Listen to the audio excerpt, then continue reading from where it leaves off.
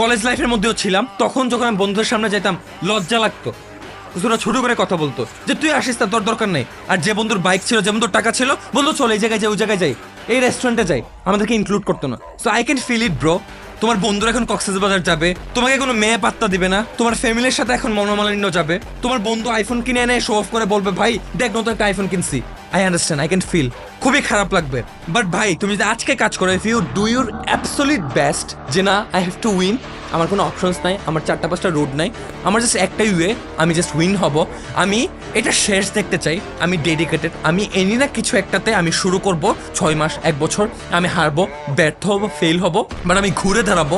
দিন শেষে ম্যান, শেষ হাসিটা তুমি হাসবা, বন্ধুদের সামনে, মেয়েদের সামনে, ফ্যামিলির সামনে, সারাউন্ডিং, সবার সামনে, gonna be the king, trust me.